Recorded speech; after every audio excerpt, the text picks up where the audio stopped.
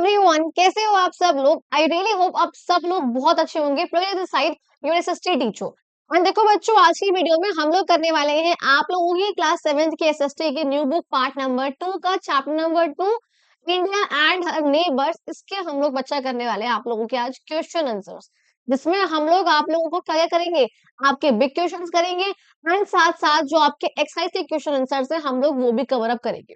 मुझे बच्चा बहुत अच्छे से पता है कि हम प्रीवियस कई दिनों से अच्छे से पढ़ नहीं पा रहे, मैं आप लोगों से कनेक्ट नहीं कर पा रही हूँ, आप लोगों से बात नहीं कर पा रही हूँ, कुछ भी नहीं हो पा रहा था फ्रॉम ऑलमोस्ट बहुत सारे दिन हो गए, मुझे खुद नहीं पता कितने दिन हो गए हैं। ये सब चीजें बिना हुए काफी फॉर्मेलिटी हो रही थी, काफी चीजें प्रॉब्लम हो रही थी, बट अब से आपको टेंशन लेने की कोई भी नीड नहीं है। आपकी प्रगति मैम वापस से अपने पेस पे आ चुकी है, सब चीजों को संभाल कर, मतलब जो भी सारा चीजें चल रही थी लाइफ में उन सबको हल्का बहुत साइड करके अब हम लोग जरा अपनी पढ़ाई लिखाई पे ध्यान देंगे। या आप लोगों को ऊपर भी दिख रहे होंगे, अब ये सारे के सारे मैंने ओपन कर रखे हैं बिकॉज क्लास 8 की न्यू बुक पार्ट 2 वो भी आने वाली है, क्लास 9th की भी आप लोगों की बुक आने वाली है, कि न्यू बुक लॉन्च होने वाली है। सबके लिए मैं कुछ चीजें प्लान कर रही हूँ, बहुत कुछ चीजें चल रहा था, इस वजह से मैंने 7th के भी नोट्स ओपन कर रखे हैं, आपको दिख रहे होंगे, थोड़े बहुत यहाँ पे 8th के भी है। अगर मैं इनको हटा देती फिर दोबारा मुझे टेलीग्राम पे जाके अब चीजें करके इनको ऑन करना पड़ता। एंड मैं अभी अपना ही टेलीग्राम का जो हमारा ये चैनल है जिसपे 540 सब्सक्राइबर्स हो चुके हैं, इसको ही मैं अभी देख रही थी। बाकी हम लोग आज की वीडियो में करते हैं, पहले अपना काम करते हैं, उसके बाद हम लोग बाकी बातें करेंगे। तो पहले काम की बातें हम लोग करेंगे। देखो आज हमें क्या पढ़ना है बच्चा, आप लोगों का बिग क्वेश्चंस करेंगे पहले हम लोग एंड देन फिर हम लोग आपके एक्सरसाइज के क्वेश्चन आंसर्स करेंगे। उससे पहले ये बात बता दूं कि इस वाले चैप्टर में कहीं पर भी विद इन चैप्टर के क्वेश्चन आंसर्स नहीं है। एक आधा कहीं पे चीजें आई है, फॉर सपोज ये वाला क्वेश्चन आया कि 3 वाटर बॉडीज कौन कौन से हैं जो कि इंडिया को सराउंड करती है। तो ये जो क्वेश्चन से मैंने जब आपको चैप्टर समझाया है, ये मैंने आपको तभी बता दिया था कि इंडिया के सराउंडिंग जो पेनिनसुला प्लेट्यू जो लोअर वाला पार्ट है उसके सराउंडिंग 3 वाटर बॉडीज है। उसके ईस्ट में बे ऑफ बंगाल है, उसके वेस्ट में यहाँ पे अरेबियन सी है, और नीचे साउथ में हमारे इंडिया के एकमात्र ओशियन है जो कि किसी कंट्री के नाम पर है, which is called Indian ocean. तो ये जो है कुछ चीजें हमने यहाँ पर ऑलरेडी कवर अप कर चुके थे। अगर आप लोगों ने पहले चैप्टर नहीं समझा है तो पहले जाके चैप्टर समझो, बड़ी मुश्किल से लास्ट वाली वीडियो में मैंने जैसे तैसे हिम्मत करके पता नहीं कैसे आप लोगों को लास्ट वाली वीडियो में पढ़ाया था। बट आज सब कुछ ठीक है, बिल्कुल फाइन, बट हाँ बहुत मस्त, कोई दिक्कत वाली बात नहीं है। सच आज हम लोग करेंगे आप लोगों का कि क्वेश्चन आंसर्स डिवाइस से क्वेश्चन आंसर्स हम लोग करने वाले हैं। ओके, उससे पहले देखो अब जरा हम लोग क्वेश्चंस को पढ़ना शुरू करते हैं, पहले कि आपके क्वेश्चंस क्या होंगे फिर हम लोग आंसर्स करेंगे। आप लोगों को पता है कि आपको इसका पीडीएफ इजीली इसी वाले टेलीग्राम के चैनल पे आप लोगों को मिल जाएगा, इसका लिंक भी आपको मिल जाएगा, या फिर आप चाहो तो इसको डायरेक्टली आप सर्च भी कर सकते हो टेलीग्राम पे डू मेंटोरियल्स, और वहां आपको क्लियरली दिख जाएगा। ये मेरा ओनली चैनल है, 540 सब्सक्राइबर्स अभी इसके अंदर है। ठीक है जी, तो चलिए जरा हम लोग अपने इस वीडियो की अब शुरुआत करते हैं। बहुत सारी बातें हो चुकी हैं, अब जरा हम लोग पढ़ाई लिखाई की बातें कर लेते हैं। ओके, बिकॉज़ मैं बहुत टाइम से कनेक्ट नहीं हो पा रही थी, ऐसे आप लोगों से बात नहीं कर पा रही थी बिकॉज़ बहुत कुछ चल रहा था, बट अब सब कुछ ठीक है तो आपको टेंशन नहीं लेना है। जैसा प्यार I really hope, I really wish, जैसा प्यार आप लोगों ने पार्ट नंबर 1 की जो सारी वीडियोज़ रही हैं, उसके वन शॉट रहे हैं, उसके जो क्वेश्चन आंसर्स रहे हैं, उसमें आपने जो प्यार दिया है, वैसा ही प्यार आई रियली होप आप लोग यहाँ पर भी मुझे दो। बाकी हाँ, आप लोगों के लिए मेहनत कभी कम नहीं होगी। तो चलिए हम लोग अपनी वीडियो की शुरुआत करते हैं। सबसे फर्स्ट क्वेश्चन देखो यहाँ पर है बच्चा, व्हाट डिफाइंस अ नेबर। हमने इस चैप्टर में बहुत अच्छे से पढ़ा हुआ है कि आखिर नेबर कौन होता है या फिर नेबरिंग कंट्री कौन होती है।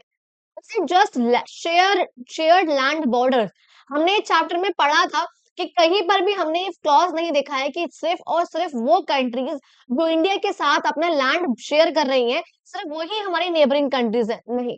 हमने क्लियरली ये बात देखी थी कि जो भी कंट्रीज लैंड बॉर्डर शेयर नहीं भी कर रही इंडिया के साथ, वो काफी दूर दूर भी हैं, जो थोड़ा सा सी के किनारे आ रही है, थोड़ी दूर भी है, ईरान है, अफगानिस्तान है, जो भी है, हमने उन कंट्रीज को भी अपनी नेबरिंग कंट्रीज माना था कहीं ना कहीं, बिकॉज उनसे हमारे कनेक्शन बहुत अच्छे रहे हैं।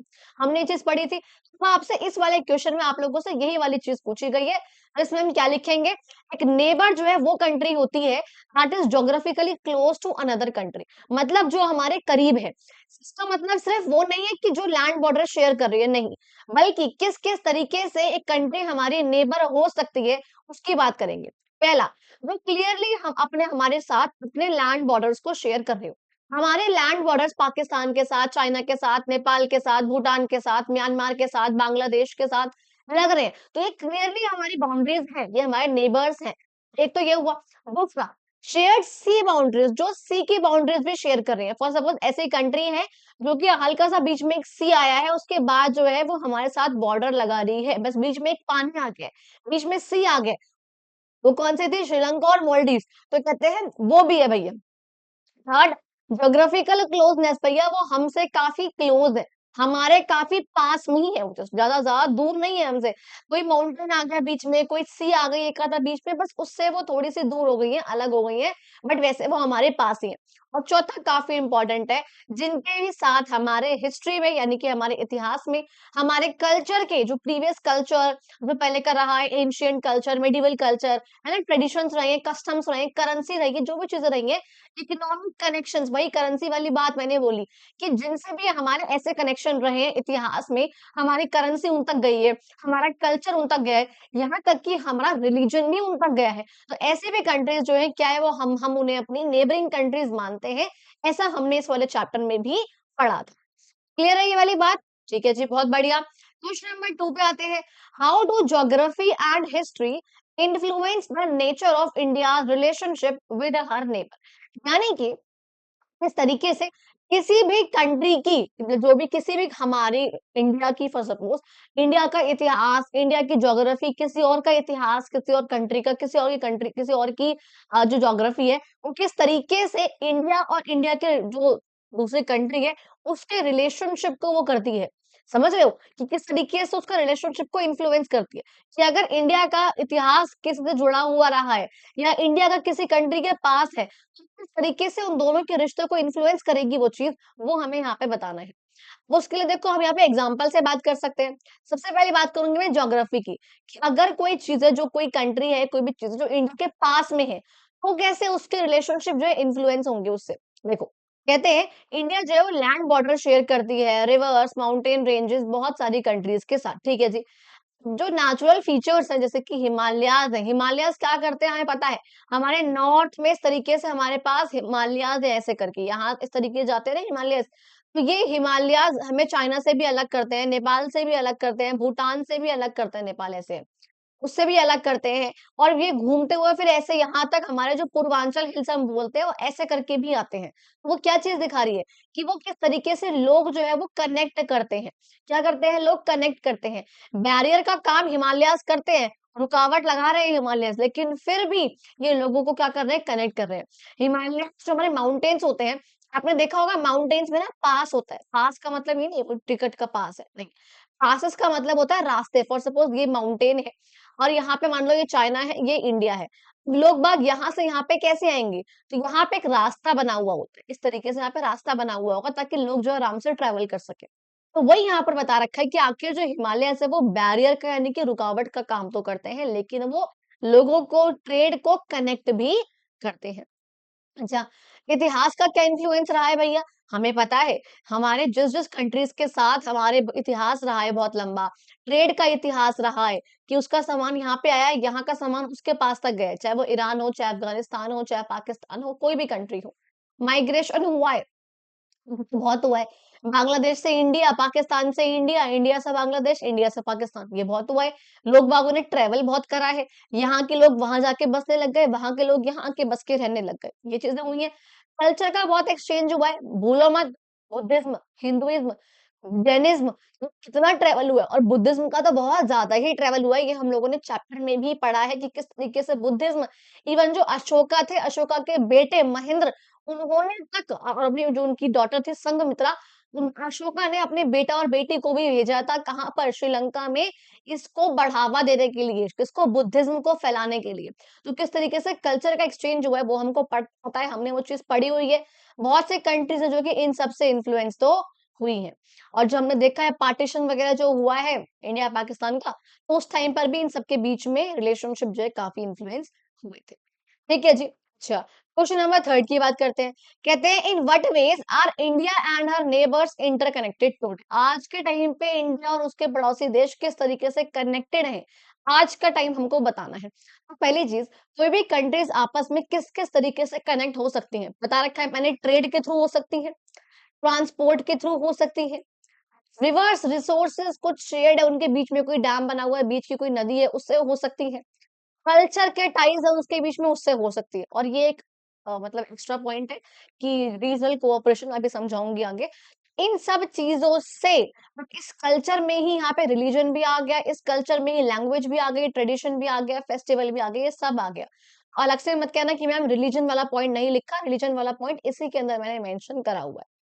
ट्रेड की बात करेंगे तो कहते हैं इंडिया जो है वो गुड्स ट्रेड करते हैं, सर्विसेज ट्रेड करती हैं आपस से जो नेबरिंग कंट्रीज है उनके साथ। हमें पता है गुड्स का एक्सचेंज होता है, यहाँ का गुड चाइना, चाइना का गुड यहाँ पे, ये सब चलता रहता है। यूएसए, यूके, इन सब के साथ जो है ट्रेड चलता रहता है।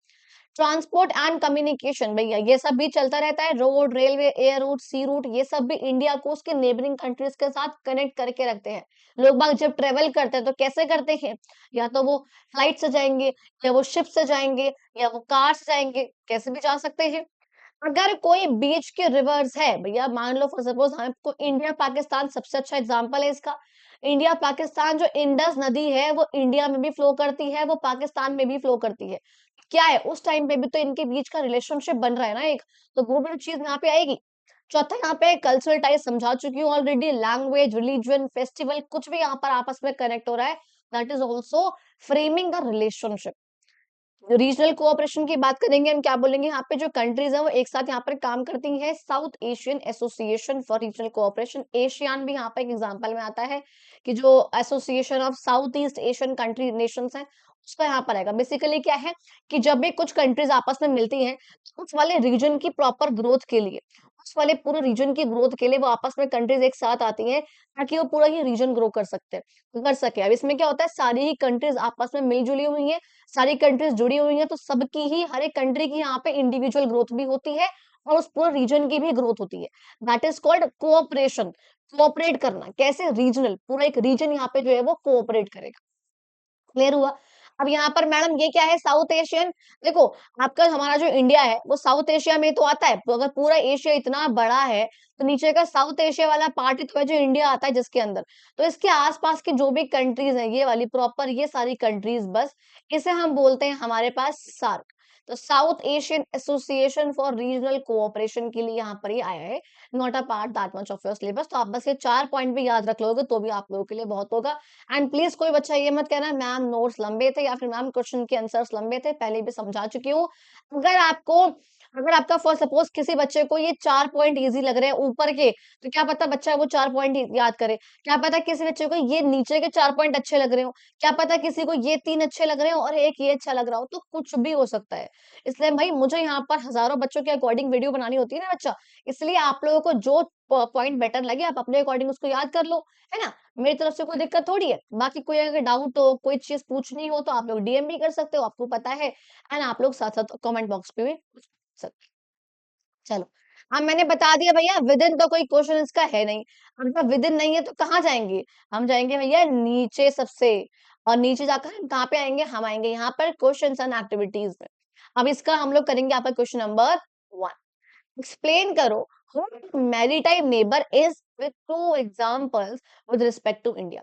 यानी कि इंडिया के कौन से दो एग्जांपल देने हैं आपको, मैरीटाइम नेबर है, यानी कि पानी से कनेक्टेड नेबर जो है इंडिया के कौन कौन से हैं। अब आपको अभी इसका नाम याद आ गया होगा कि पानी से कनेक्टेड दो नेबर्स है इंडिया के, यहाँ पर है मॉलडीव्स और यहाँ पर है हमारा श्रीलंका। ये आप लोगों को मैंने बता रखा है, तो उसी के बारे में जो है हमें यहाँ पर पढ़ना है। कहते हैं भैया मैरिटाइम नेबर वो कंट्री होती है या वो नेबर वो नेबरिंग कंट्री होती है जो कि दूसरी कंट्री के पास तो है, पास में ही है उसके, बट वो कनेक्टेड है या मैं कहूँ सेपरेटेड है, कनेक्टेड है एक सी के थ्रू। सी एक बीच में एक सी आ गया है, बस वो उससे कनेक्टेड है, लैंड के थ्रू नहीं है कि लैंड से सीधा वो कनेक्ट नहीं हो रही है यहाँ पे ऐसे लगकर, नहीं, बीच में पानी हल्का सा आ गया है, उसे हम बोलते हैं क्या, आपका मैरीटाइम नेबर। हमको पता है भैया कि इंडिया के अगर रिस्पेक्ट में हम देखेंगे तो वो कंट्री जो कि सेपरेटेड है, मैंने वही बोला, चाहे कनेक्टेड बोल लो चाहे सेपरेटेड बोल लो पानी से, लेकिन इंडियन ओशन में ही है, वो कौन कौन से, श्रीलंका एंड मॉलडीव्स पहले समझा चुकी हूँ। इनके लैंड बॉर्डर्स नहीं है लेकिन ये सी से काफी क्लोज में है। Question number 2, how has Buddhism created links with India's neighbours. ये भी आपको एग्जांपल देके बताना है। ये भी आप लोगों को मैं समझा चुकी हूँ कि आखिर बुद्धिज्म का किस तरीके से स्प्रेड हुआ था और ये कैसे फैला था, कैसे बुद्धिज्म के थ्रू हमारे अलग अलग कंट्रीज के साथ रिलेशनशिप्स बने थे, वो भी यहाँ पर इसी के पार्ट के अंदर आता है। कहते हैं बुद्धिज्म जो है भैया आया था इंडिया में और बाद में बहुत सारी आसपास की कंट्रीज में स्प्रेड हुआ था, जिनसे जिसकी वजह से उन सब कंट्रीज के साथ हमारे कल्चरल टाइज, रीजनल टाइज, ये सब जो है हमारे यहाँ पर बन गए थे। कहते हैं श्रीलंका में गया था जहाँ पे उनका ये मेन रिलीजन बन गया था। क्या बन जाएगा? Main religion. आप देखोगे श्रीलंका में आज भी दो प्रकार के मेनली लोग रहते हैं। एक जिसे हम बोलते हैं सिन्हलीज, सिन्हला आप बोल सकते हो कुछ भी, सिन्हला। और एक आपके यहाँ पे है तमिल। दो लोग रहते हैं। तमिल्स तो आप देखोगे हिंदू भी आपको देखने को मिलेंगे और आपको मुस्लिम भी देखने को मिलेंगे, ठीक है। लेकिन जो सिन्हला है, वो जिसे हम बोलते हैं सिन्हलीज, ठीक है, इनकी लैंग्वेज भी होती है सिन्हलीज। सिन्हला इनकी ऑफिशियल लैंग्वेज है। इन ये लोग होते हैं सिन्हलीज। इन लोगों का जो रिलीजन है, वहां का ऑफिशियल रिलीजन रिलीजन जो है बच्चा, वो है बुद्धिज्म। कौन सा है? वो है बुद्धिज्म। और आप देखोगे 100% पॉपुलेशन में से ऑलमोस्ट 75% जो पॉपुलेशन है वो सिन्हलीज की है। और ये सब लोग क्या फॉलो करते हैं? बुद्धिज्म फॉलो करते हैं। दैट मीन्स क्या है? श्रीलंका का ये मेन रिलीजन है, ठीक है जी। कहते हैं ये यहाँ से जो बुद्धिज्म था वो नेपाल भी गया। नेपाल में क्या बनता है? नेपाल में क्या है भैया? जो कि एक्चुअल में बर्थ प्लेस है गौतम बुद्धा की, तो ये वहां तक भी स्प्रेड हुआ कि भैया बुद्ध जी हैं जो वहां पे करते हैं। इन्हीं गौतम बुद्ध ने, जो बिहार में बोध गया में एक ट्री है, उनके उसके नीचे बैठ के जो इन्होंने एनलाइटनमेंट को, नॉलेज को अटेन किया था। एंड तभी जो है इनका बुद्धिज्म करके रिलीजन आया। एक पहले एक आइडियोलॉजी आई, फिर वो धीरे धीरे करके रिलीजन में कन्वर्ट हो गया, बिकॉज उसको मानने वाले मॉन्क्स बहुत ज्यादा थे, बोधिसत्वा जिसे हम कहते हैं वो बहुत ज्यादा हो गए थे। कुछ ऐसी कंट्रीज जैसे कि भूटान, म्यांमार, इन सब जगहों पर भी बुद्धिज्म जो है वो फॉलो होता है। तो बेसिकली हम कहते हैं कि जो मॉन्क्स हुआ करते थे, भिक्षुक जिसे हम बोलते हैं, जो ट्रेडर्स हुआ करते थे। मैंने बोला है कि जब भी ट्रेड होगा, किसी भी चीज का ट्रेड हो रहा है, कोई गुड्स एक्सचेंज हो रहे हैं, इम्पोर्ट एक्सपोर्ट हो रहा है, तो उस टाइम पे सिर्फ और सिर्फ गुड्स एक्सचेंज नहीं होते हैं, बल्कि लोगों के आइडियाज, उनके आइडियोलॉजी, उनका खाना पीना रहना, सब कुछ जो है ट्रेवल होता है, उस सब का एक्सचेंज होता है। तो जब लोगों ने ट्रेवल करा, तो क्या करा? बुद्धिस्ट की टीचिंग ने भी ट्रेवल करा। इंडिया के लोग वहां जाके बता रहे हैं, पता है वहां पे ऐसा होता है, पता है हमारे गौतम बुद्धा जी हैं, वो ना ऐसी ऐसी बातें करते हैं, पता है ऐसा होता है। तो क्या हो रहा है? आइडियाज का भी यहाँ पे क्या हो रहा है? ट्रेवल हो रहा है। समझ में आ गया आपको ये वाली चीज? ठीक है जी। अब आते हैं हम लोग बच्चा आपके क्वेश्चन नंबर 3 पे। कहते हैं what does open border policy mean? ये हमने नेपाल के कॉन्टेक्स्ट में पढ़ा था कि क्या होता है ओपन बॉर्डर पॉलिसी का मतलब, और किस तरीके से इंडिया नेपाल की जो ओपन बॉर्डर पॉलिसी है, जहां पे लोग आराम से ट्रेवल कर सकते हैं, इन दोनों ही कंट्रीज के लोग आप एक दूसरे कंट्रीज में बिना किसी वीजा या फिर पासपोर्ट के, ठीक है। और ये चीज किस तरीके से लोगों की लाइफ जो है वो अफेक्ट करती है, ये हमको यहाँ पर बताना है। अच्छा, क्या कहते हैं देखो, ओपन बॉर्डर पॉलिसी का सिंपल सा मतलब क्या होता है? देखो, अगर आपको इंडिया में किसी भी कंट्री से किसी भी स्टेट टू स्टेट ट्रेवल करना है, को दिल्ली से बैंगलोर जाना है, आपको दिल्ली से मुंबई जाना है, आपको मुंबई से हिमाचल प्रदेश जाना है, आपको यहाँ से अरुणाचल प्रदेश जाना है, आपको कहीं भी जाना है ना इंडिया में, तो आपको उसके लिए कोई पासपोर्ट, कोई भी वीजा नहीं लगता है, बस आपको फ्लाइट की टिकट्स लेनी होती है, आप जो वहां पे पहुंच जाते हो। लेकिन अगर आपको किसी और कंट्री में ट्रेवल करना है, इंडिया से कहीं और जाना है आप लोगों ने, चाहे पाकिस्तान, अफगानिस्तान, श्रीलंका, कहीं भी जाना है, यूएस से यूके एक्सेट्रा, तो उस सबके लिए हमें चाहिए होता है एक पासपोर्ट, एक वीजा हमें चाहिए होता है। लेकिन कहते हैं कि Nepal is the only country जहाँ पे आप लोग आराम से ट्रेवल कर सकते हो, इंडिया से नेपाल, नेपाल से इंडिया, बिना किसी वीजा या फिर पासपोर्ट के। इसे हम कहते हैं क्या? Open border arrangement, open border policy. अब इससे क्या होता है, इन लोगों की लाइफ में कैसा इंपैक्ट पड़ता है इस चीज से? पहली चीज, लोग यहाँ पे जो आराम से ट्रेवल कर सकते हैं अपने काम के लिए, एडुकेशन के लिए, और यहाँ पे ट्रेड भी कर सकते हैं, सामान भी खरीद बेच सकते हैं। दूसरी बात, जो फैमिलीज रह रही है दोनों ही साइड्स में, यहाँ पे एक फैमिली रह रही है नेपाल में, यहाँ पे भी कुछ फैमिलीज रह रही है बॉर्डर पे, ये दोनों फैमिलीज भी जो आपस में एक दूसरे को विजिट कर सकती है, आपस में अच्छे रिलेशनशिप जो है वो बना सकती हैं। तीसरी बात, लोकल यहाँ पे ट्रेड और बिजनेस, कि जो भी फॉर सपोज नेपाल का कोई ट्रेडिशनल चीज है, कोई यहाँ पे कोई टॉयज है, कुछ भी चीजें हैं, तो वो हम इंडिया में इजीली उसका ट्रेड कर सकते हैं, वो हम वहां का कल्चर हम अपने यहाँ पे लेके आ सकते हैं। इंडिया की कोई ऐसी चीज़ है जो कि वहाँ पे बहुत चल सकती है, वहाँ के लिए यूनिक हो सकती है, तो वो चीज़ वहाँ तक पहुँच सकती है। इससे क्या हो रहा है कि यहाँ पर जो लोकल कल्चर है उसका भी यहाँ पे काफ़ी अच्छा ट्रेड हो रहा है। चौथी बात, कल्चरल टाइज़ यहाँ पर अच्छे खासे बन रहे हैं, रिलीजन के यहाँ पे टाइज़ बन रहे हैं अच्छे खासे, एंड ये जो चीज़ होती है ये यहाँ पे बिल्डअप हो रही है इन दोनों ही कंट्रीज़ के बीच में। ठीक है जी, क्वेश्चन नंबर 4 की बात करेंगे। The character says being neighbours is not just about geography. हमने स्टार्टिंग में पढ़ा था चैप्टर के, कि भाई करेक्टली बोल चैप्टर, सॉरी, इस चैप्टर में ये था स्टार्टिंग में ही, कि मैंने फर्स्ट जो मैं क्वेश्चन पढ़ा था अभी बिग क्वेश्चंस का, उसमें भी यही था कि सिर्फ और सिर्फ नेबरहुड का मतलब ये नहीं है कि जो कंट्री बिल्कुल बगल में है हम उसको ही बोलेंगे कि हाँ जी वो नेबर है, बल्कि अगर कोई कंट्री थोड़ी सी दूर है लेकिन अगर वो उसका इतिहास हमसे काफी कनेक्टेड रहा है और थोड़ी सी दूर है, बस उस किसी सी कोई सी बीच में आ गई बस हमारे, है ना, हल्की दूर हो गई हमसे। अब इसका मतलब ये नहीं है कि अगर हमारे रिलेशनशिप यूके के साथ भी रहे हैं तो हम उसको भी अपना नेबर नेबर कह दें। अगर हमारे रिलेशनशिप यूएसए के साथ है आज, तो हम उसको भी अपना बॉर्डर नेबर कह दें, नहीं। उसके बीच में बहुत कुछ आ गया, यहाँ पे प्रॉपर सारी कंट्रीज आ गई, पूरा यहाँ पे ओशियन आ गया, क्रॉस करके अटलांटिक ओशियन आ जाएगा। इतना दूर की कंट्रीज को हम नहीं कहेंगे, बल्कि जो यहाँ तक की आसपास की कुछ कंट्रीज हैं हम इसे जो है अपना नेबर दे सकते हैं। बस इतनी सी बात आपको यहाँ पर समझनी होगी। तो अब यहाँ पे कहते हैं कि आपको कुछ यहाँ पे बताना है इसके बारे में, क्या क्वेश्चन है, मैंने पढ़ा ही नहीं। अच्छा हाँ, ठीक है। आपको यहाँ पे एक्सप्लेन करना है इस स्टेटमेंट को एग्जांपल के थ्रू, कि नेबर का मतलब सिर्फ ये नहीं है कि जो हमारे बगल में है सिर्फ उसी को हम बोल देंगे, नहीं। तो कहते हैं भैया इसमें हमने क्या देखा कि स्टेटमेंट हमको ये बताती है कि नेबर्स का मतलब सिर्फ और सिर्फ लैंड बॉर्डर को शेयर करने वाली कंट्रीज नहीं है, बल्कि जिन कंट्रीज के साथ हमारे अच्छे कल्चरल, हिस्टोरिकल या फिर इकोनॉमिक कनेक्शन, जैसे हमने फोर्थ पॉइंट में पढ़ा था वो पॉइंट, अगर वो रहे हैं तो वो भी कंट्रीज जो है हमारी नेबर है। इस फैक्ट को याद रखना कि वो पास में होनी चाहिए। ऐसा ना हो कि बिल्कुल ही बहुत कोसों की दूरी में हो, तुम उसको बोल रहे हो कि हमारे कनेक्शन रहे हैं तो वो नेबर है, ऐसा भी नहीं होगा। क्लोज में हो, ज्योग्राफिकल क्लोजनेस हमने पढ़ा था कि ज्योग्राफिकल क्लोजनेस तो होनी चाहिए। मैंने कहाँ पढ़ा था अभी आपको कि ज्योग्राफिकल क्लोजनेस तो होनी चाहिए, बस वो थोड़ा-सा यहाँ पर दूर हो ज़रा बहुत-सा, हल्का बहुत हो, कोई सी बीच में आ जाए, है ना? एक आधा वो चीज़ आ गई, तो वो हम मान सकते हैं। अब बिल्कुल ही तुम कोसों दूर की बात कर लो कि हमारे कनेक्शन है, तो वो भी हमारा नेबर है, ऐसा नहीं होगा। तो कहते हैं इंडिया और श्रीलंका की बात करेंगे भैया, वो सी से सेपरेटेड है ना, स्ट्रॉन्ग कल्चरल टाइज रहे हैं, हिस्टोरिकल लिंक रहा है हमारा, बुद्धिज्म और ट्रेड वगैरह काफी हुआ है, ऊपर समझा चुकी हूँ ऑलरेडी। तो वो उसी को यहाँ पर हमने एग्जांपल के थ्रू इसको कनेक्ट कर दिया है इस वाले पार्ट से। ठीक है जी। Question number 5, what are the different ways in which India has helped smaller countries in her neighbourhood. भैया जो पड़ोसी देश हैं, पड़ोसी देश की इंडिया ने किस-किस प्रकार से सहायता करी है, आपको ज़रा ये इस पे नज़र डालनी है, आपको ये बताना है। तो देखो, पहली सहायता जो सबसे फर्स्ट रूप से यहाँ पर होती है, खासकर ये सबसे ज़्यादा इंडिया ने करी है किसकी? श्रीलंका की। ये जो सहायता है इंडिया ने सबसे ज़्यादा करी है किसकी? श्रीलंका की। वो क्या कह रहा है? इंडिया ने उनको फाइनेंशियल हेल्प प्रोवाइड करी है। खासकर जब कोविड था ना, आज से 6 साल, सोचो इस बात को, 6 साल हो गए कोविड को आए हुए। एंड उसके बाद कितने छोटे-छोटे से अभी निपा वायरस आ गया, इससे कोई वायरस है वो चल रहा है। तो मतलब छोटे-छोटे वायरस उसके बाद चलते ही जा रहे हैं। बट कोविड जैसा आई रियली होप कि दोबारा तो मतलब कोई भी वायरस ना आए यार, मतलब दैट वाज़ सो इट्स मतलब बहुत डेंजरस था वो प्रॉपर पूरे वर्ल्ड के लिए, नॉट जस्ट फॉर इंडिया। तो ठीक है, मतलब दोबारा वो सब चीज़ें ना हो, बिकॉज़ उस टाइम पे सब कुछ बहुत ठप हो गया था, सब कुछ स्टॉप हो गया था and everything just went very much stopped kind of. तो उस टाइम पे इंडिया ने बहुत सारी कंट्रीज को हेल्प करी थी, किसी को वैक्सीन प्रोवाइड करके, किसी को कुछ प्रोवाइड करके।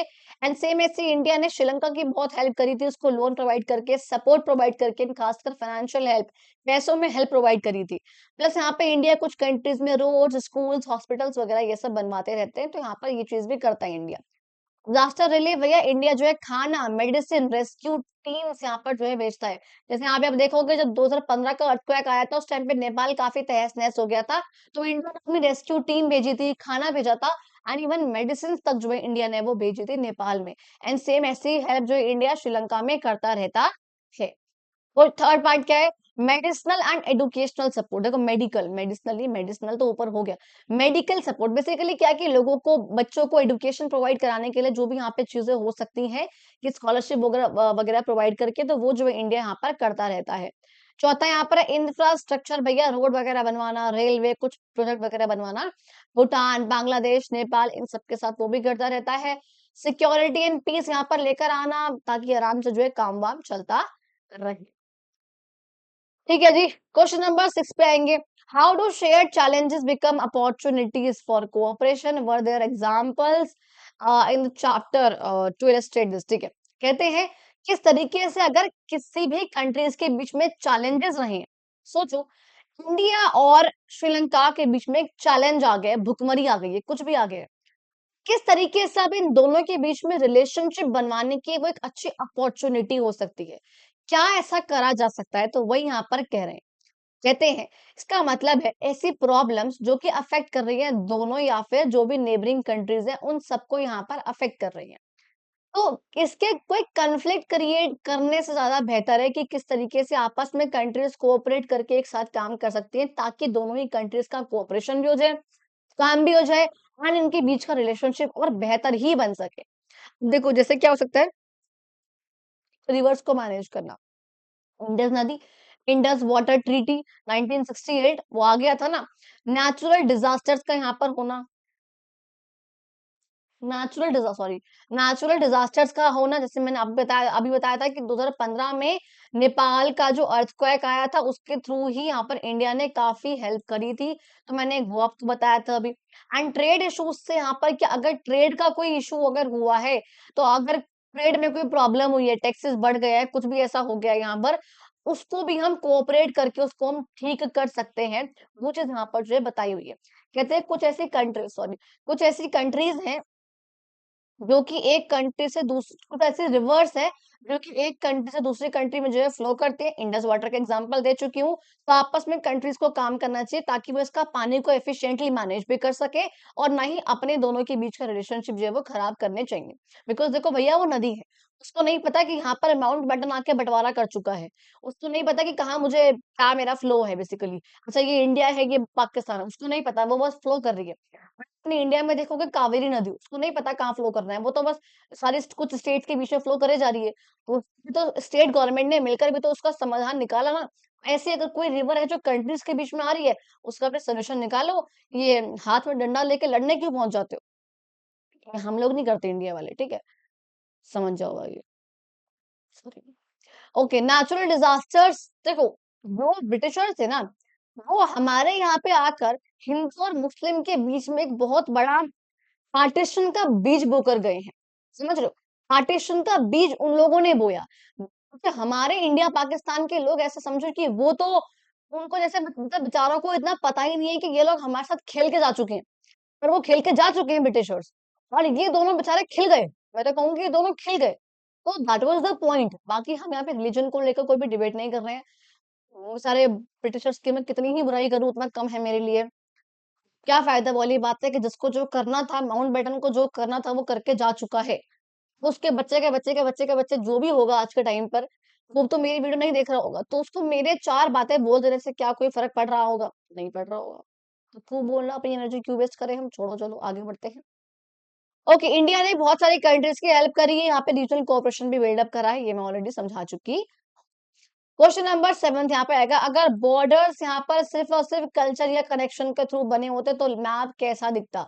कि भैया अगर जो इंडिया पाकिस्तान के बीच में बॉर्डर बना हुआ है या किसी भी स्टेट्स के बीच में, मतलब बेसिकली यहाँ पर ना ये बात हमने कंट्रीज के बीच की ही करी है कि अगर यहाँ पर जो बॉर्डर है, अगर वो किसी भी कंट्री के बीच की बाउंड्री को देखकर ना बना होता, बल्कि उस कंट्रीज के आपस में कंट्रीज के रिलेशन कैसे हैं, कल्चर कैसा है, कनेक्शन कैसा है, उसके अकॉर्डिंग बाउंड्री बनी होती किसी भी कंट्री की, तो वो कैसी होती वो जो है पूछा जा रहा है। तो कहते हैं अगर बॉर्डर ऐसे बने होते ना कल्चर के बेस पे, इतिहास के बेस पे, कनेक्शन के बेस पे, ना कि ज्योग्राफी के बेस पे या फिर पॉलिटिकल डिसीजन जो वहां पे ब्रिटिशर्स कर गए आके, तो यहाँ पे जो हमारा मैप है भैया वो काफी अलग दिखता। जाहिर सी बात है कि हिंदुस्तान में, पाकिस्तान में जो लोग हैं, लोग प्रॉब्लम क्रिएट नहीं करते। कुछ स्पेसिफिक लोग होते हैं, कुछ स्पेसिफिक चीजें होती है। इट्स नॉट लाइक कि हिंदू बुरे हैं, इट्स नॉट लाइक कि सारे ही मुस्लिम्स बुरे हैं। सब लोग बहुत अपने अपने रिलीजन को मानने वाले बहुत सारे सारे से, बस को अपना ही अच्छा लगता है, and that's not, it's not a bad thing. लेकिन कुछ लोग उसके अंदर बेचारे ऐसे होते हैं ना जो उन अच्छे लोगों को भी बहुत बुरा दिखा देते हैं कि दैट इज, ये तो है ही बेकार, हिंदू तो है ही बेकार, मुस्लिम तो है ही बेकार। That is so bad. ठीक है? तो वो चीज़ अगर नहीं होती, अगर ज्योग्राफी के अकॉर्डिंग नहीं होता, तो भैया आज बहुत सी कंट्रीज़ है जिनके अंदर जो लोग हैं वो सेम लैंग्वेज बोलते हैं, उनका रिलीजन सेम है, उनके ट्रेडिशन सेम है, उनका लाइफ़स्टाइल सेम है, वो कल्चर सेम है, वो सेम बातें करते हैं, सेम तरीके से कहते हैं, अच्छी थिंकिंग रखते हैं, ये सब लोग एक तरफ होते। ठीक है? ऐसा नहीं कि अलग-अलग होते, क्योंकि इंडिया के आप देखोगे नेपाल के साथ, श्रीलंका के साथ, बांग्लादेश के साथ अच्छे खासे लिंक रहे हैं। तो अगर बॉर्डर अगर ऐसे ही बने होते, तो ये रीजन्स भैया शायद से काफ़ी ज़्यादा और यूनाइटेड होते, काफ़ी हम और क्लोज़ होते। ठीक है जी? दैट वाज़ द अच्छा, इसमें जो एक लास्ट क्वेश्चन आप लोगों को रह गया, ये आपको खुद करना है कि आपको ब्लैंक मैप लेना है, आपको इंडिया के नेबरिंग कंट्रीज़ को वो करना है।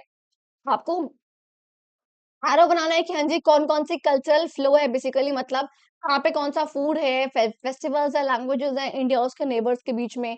आपको करना है कि बॉर्डर ऑफ फ्रेंडशिप, क्या आप क्या चाहोगे, इंडिया का ब्लैंक मैप लो और देखो कि आप क्या चाहते हो कि कौन-सी कंट्री है जो कि इंडिया का पार्ट होनी चाहिए थी।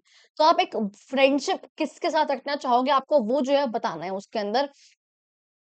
और आपको जो भी यहाँ पर इस कंट्री में जो बेसिकली आपको जो भी कंट्रीज़ का नाम आया है इस चैप्टर में, उन कंट्रीज़ के आपको फ्लैग्स इकट्ठे करने हैं, पिक्चर्स इकट्ठी करनी है और जो आपको लगता है उस कंट्री के बारे में आपको वो लिखना है, कि भई भूटान का जो है उसमें ड्रैगन है तो थंडर है एटसेट्रा, वो जो है आपको कुछ चीज़ें यहाँ पे मेंशन करनी है। And that was the whole of your chapter बच्चा। आई रियली होप आप लोगों को वीडियो अच्छी लगी हो। अगर अच्छी लगी हो चैनल को सब्सक्राइब करना, वीडियो को लाइक करना, कमेंट करो, शेयर करो अपने फ्रेंड्स को।